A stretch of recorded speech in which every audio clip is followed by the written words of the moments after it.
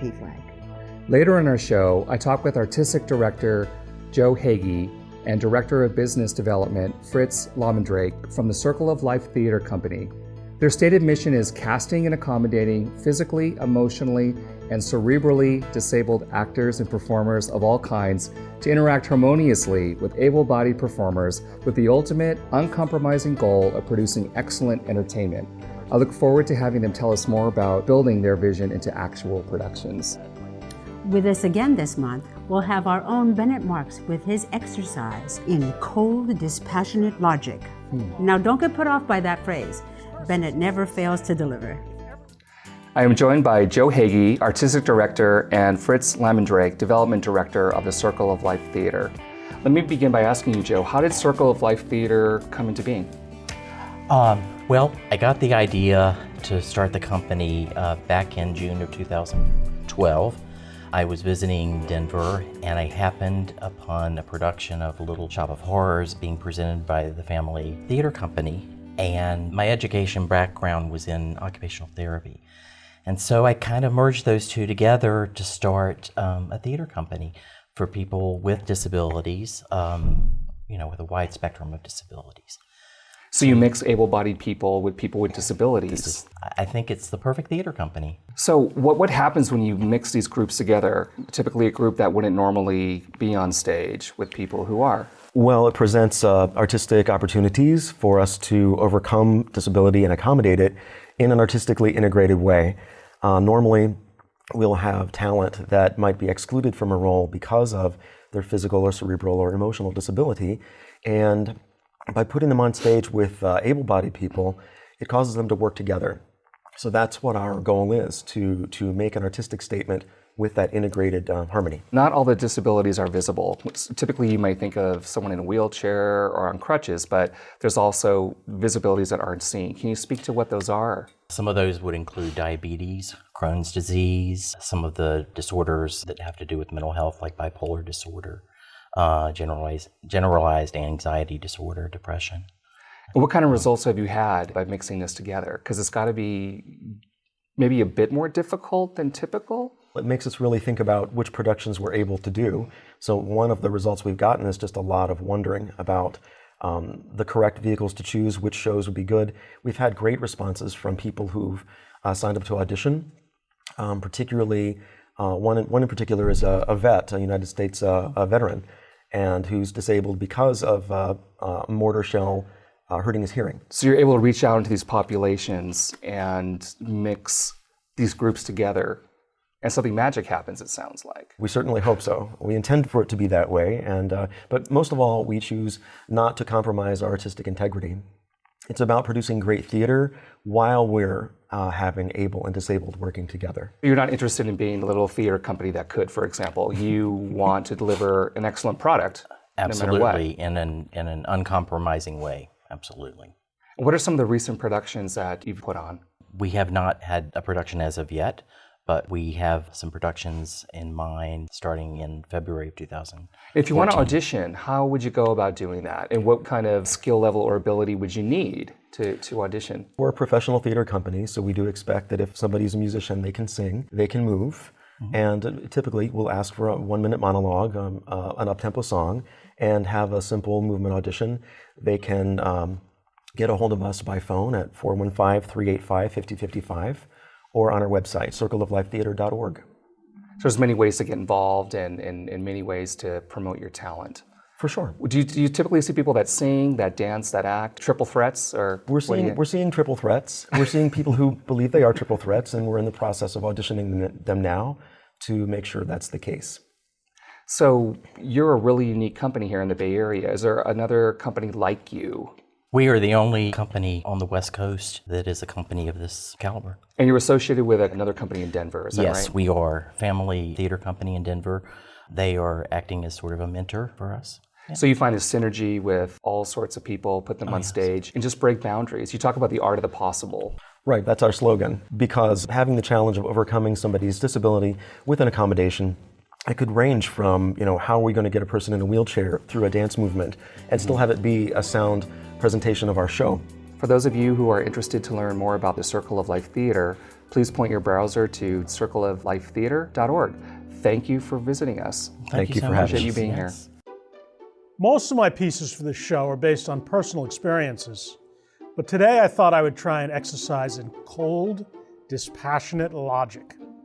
I was reading a letter to the editor in the newspaper, and it said, if everyone in the world turned gay tomorrow, no one would have children, and the human race would die out in one generation.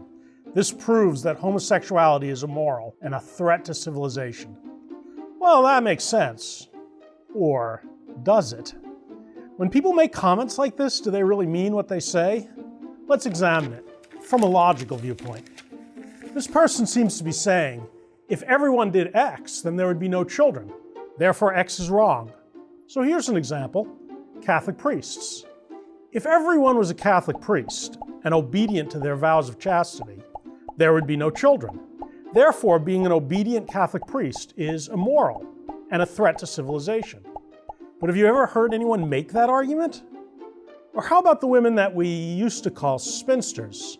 That is a woman, presumably straight, who simply never got married or had children. If every woman was a spinster, the human race would die out in one generation. But have you ever heard anyone claim that being a spinster was wrong, immoral, or dangerous? You don't even have to be talking about sex and children to see how illogical this is. I have a friend who is a portrait painter. That's what she does. She paints portraits and she sells them. People like her work. It makes them happy. But you know what? If everybody was a portrait painter, then no one would be growing wheat or raising cattle or catching fish. No one would be selling food. We would all starve. The human race would die out. Therefore, being a portrait painter is immoral and a threat to civilization, right? Right? We should also take a look at the initial premise. If everyone turned gay tomorrow, no one would have children. This turns out to be false. Gays and lesbians have kids all the time. Sometimes they do it with the help of medical technology, in vitro fertilization, sperm donation, that kind of thing. Sometimes they just do it the old-fashioned way. Being gay does not, in most cases, mean you are physically incapable of having sex with someone of the opposite sex. Gays and lesbians are a very creative bunch, and if everyone turned gay tomorrow, I guarantee you that babies would be born and the human race would continue. Also worth asking, why is anyone talking about what would happen if everyone turned gay tomorrow? That's just a bizarre fantasy that has nothing to do with gay rights, gay marriage, or anything else. Does anyone believe that if gays had equal rights under the law, then suddenly everybody would turn gay? They make it sound like being gay is enormously attractive and being straight is just a bother. And only by condemning gays as immoral and denying them equal rights can we prevent an all-gay world. You have to wonder what's going on in their heads. In reality, being gay is only attractive to a small minority of people, namely, gays. So there you have it. The letter in the newspaper was completely illogical, and we have demolished its argument. End of story. Now, I started off by saying that this was an exercise in logic and not personal. But you want to know something? That's not true at all. Because what this shows is that there are people who will say anything to attack gay people. People who are educated cannot look at two men married and say that that's right. They will twist logic.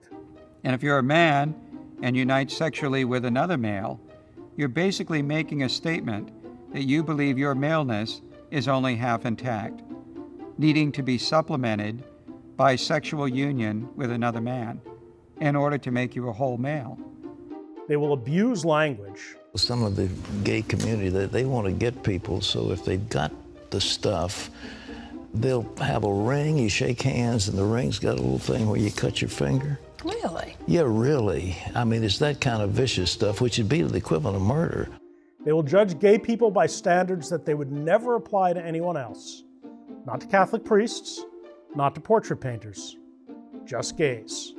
How in the world can we expect our military to be blessed by the hand of Almighty God if we allow our military to become the equivalent of Sodom and Gomorrah? They will abandon all reason and all fairness just so that they can say there's something wrong with being gay. It's almost as if homosexual sodomy was created to spread disease. That's how dangerous and unnatural this lifestyle is. They use this as an excuse to deny gays equal rights and equal respect. Every individual engaged in the homosexual lifestyle who has adopted a homosexual identity, they know intuitively that what they're doing is immoral, unnatural, and self-destructive. They use this to teach gay kids that they should be ashamed of who they are. There's a sickness there. There's a pathology associated with homosexual behavior.